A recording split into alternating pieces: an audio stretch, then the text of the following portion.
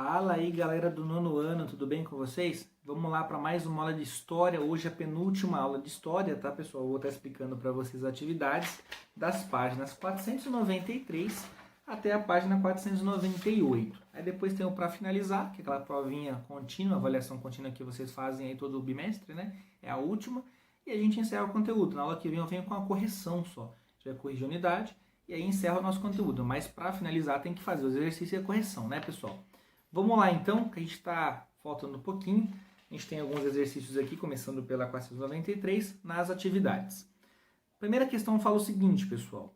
Com base no que você aprendeu sobre a Constituição de 1988, a chamada Constituição Cidadã, podemos afirmar que os direitos fundamentais de todos os cidadãos brasileiros garantidos pela Constituição tornaram-se de fato uma realidade no Brasil? Justifique sua resposta. Ou seja, a Constituição de 88 ela é linda no papel, ela fala que todo cidadão tem direito à saúde, à educação, a emprego, a moradia. Isso é verdade, pessoal? Isso se aplica na prática no Brasil ou ainda está longe dessa realidade ser alcançada? Escrevam a opinião de vocês aí e justifique sua resposta, tá? Questão 2. Ela tem analisa o quadro a seguir e é para responder o que se pede. Você tem instituição pública, instituição privada e total, né? Total de negros e pardos do ensino superior em todo o Brasil, né, de 2002 a 2006. Vocês veem o total aí. O que você pode concluir dos dados? Tá mais ou menos, como tá igualitário isso, não tá? Né? Questão B. Que política governamental pode ser vista como responsável por esses dados? E a questão C.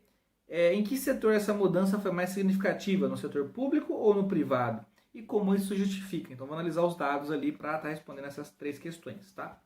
Na questão 3, pessoal, vocês têm o seguinte.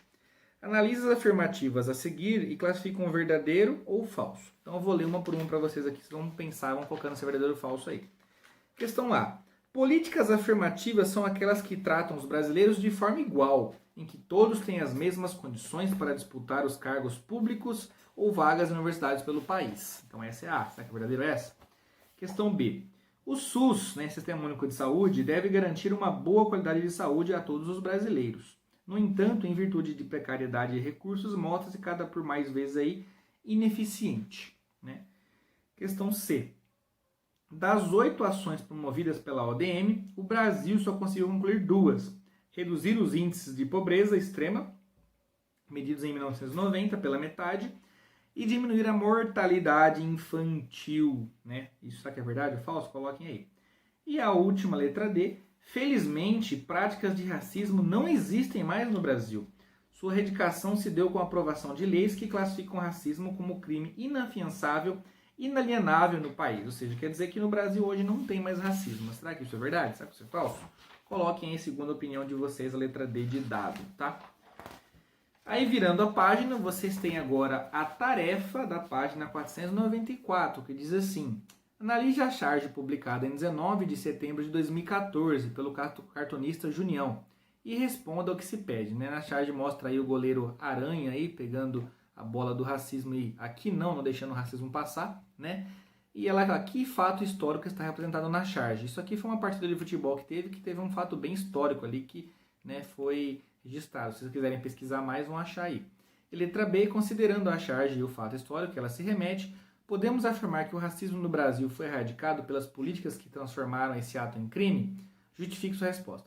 Racismo, de fato, é crime no Brasil. É um crime inafiançável e inelável, mas ele ainda existe, né? Tem pessoas que, né, tendem a praticar o racismo, né? Como que isso é justificado? E teve vários episódios recentes também, né, tristes sobre esse assunto. Né? A gente tem que, né, acabar com isso. Aí fala um pouquinho sobre isso. E na questão C, é a sua opinião. Né? Em sua opinião, como poderíamos acabar com as práticas racistas no Brasil? Como faria para acabar com o racismo no Brasil? Tem como isso? Né? Como seria para acabar com essa coisa tão ruim que ainda, infelizmente, ainda existe aí em vários lugares do mundo, né? A questão 2, pessoal, você tem um texto aí, né, falando um pouquinho, né, sobre alguns assuntos relevantes aqui da matéria, da última unidade, e vou ler um pouco para vocês. A diferença no nível de escolaridade se reflete também na renda. Segundo dados de 2015 do IBGE, o salário da população preta e parda equivale a 59,2% da população branca. Ao se levar em consideração o recorte do gênero, né, a diferença fica ainda mais brutal. Em contextos como esse, surge a possibilidade de realizar políticas de ação afirmativa, que se caracterizam por medidas temporárias que visam corrigir desigualdades históricas. As cotas raciais nas universidades aí querem corrigir essa desigualdade. Elas partem do princípio de que a livre concorrência é injusta quando os candidatos tiveram chances desiguais. A justificativa para que uma porcentagem de vagas seja reservada a grupos raciais específicos é de que, em razão a condições históricas, eles têm menos chance de se educar e crescer profissionalmente. Esse tipo de medida, no entanto, tem caráter temporário. A lógica é de que quando os mais negros estiverem na universidade, tiverem formação universitária, é uma boa inserção do mercado de trabalho. Maiores serão as chances de as próximas gerações de negros e brancos tenham igualdade de oportunidade. E, portanto, as cotas possam ser abolidas. Né? É um texto explicativo aqui. Aí vem a questão A. Descreva os argumentos mais utilizados pela autora do texto para ressaltar a posição favorável ao sistema de cotas. Por que essa autora é favorável ao sistema de cotas? O que ela alega, né? Segundo a letra B agora. Segundo a autora, essa deveria ser uma ação temporária? Justifique a afirmativa. Vamos colocar se você acha que é temporária ou deve ser fixa, como deve ser. E a letra C, qual a sua opinião sobre o sistema de cotas? Você é a favor ou contra o sistema de cotas, pessoal? Você conhece alguma universidade que adota esse programa e alguém que formou utilizando esse sistema? Então essa questão é pessoal. Você é a favor ou não do sistema de cotas? E se você conhece alguma universidade, alguém, né, que se formou utilizando esse sistema? Aí vem o Max Desafio, pessoal. Max Desafio você tem 1, 2, 3, 4, 5, 6 questões aqui falando, né, que são questões alternativas, né? Eu vou falar algumas principais para vocês, ó.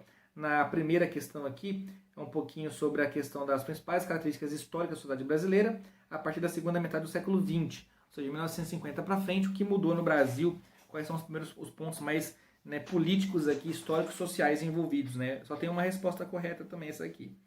A questão 2 é uma questão do Enem, tá? Vocês vão estar falando um pouquinho aqui sobre aqui, ó, são reconhecidos, artigo 231 da Constituição.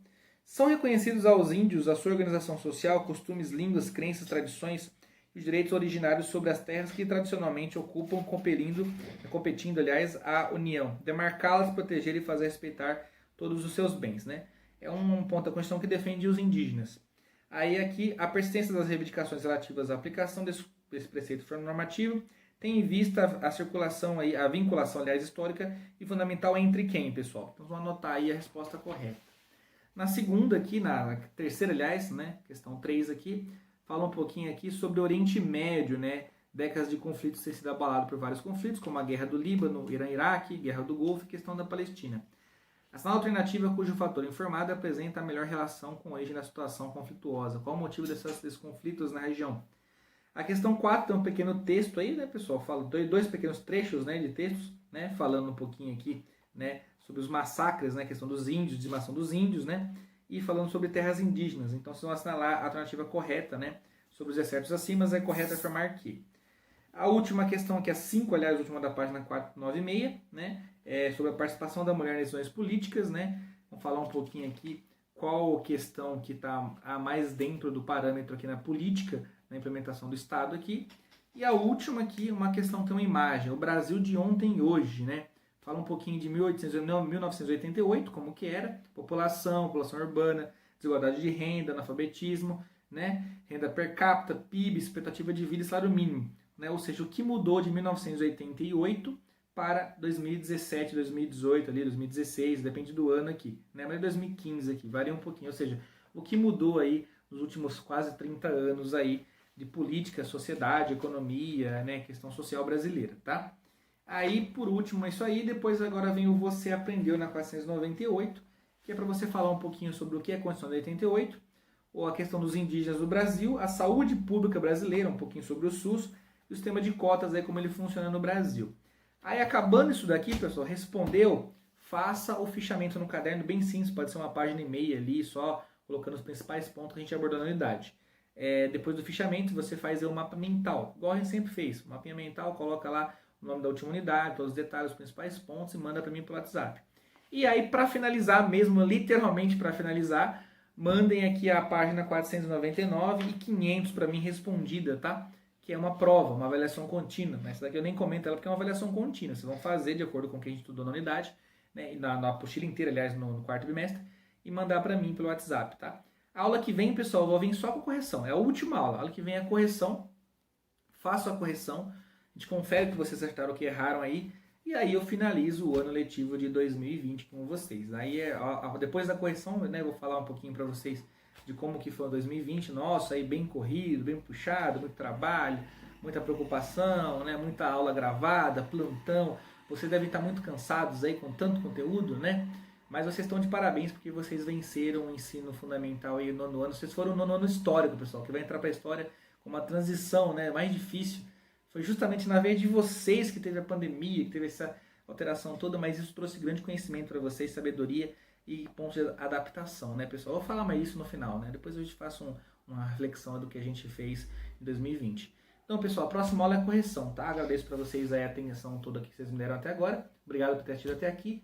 E até a nossa próxima aula de história, então, com a correção aí das páginas até a 498, beleza? Obrigado, até mais, pessoal do nono ano.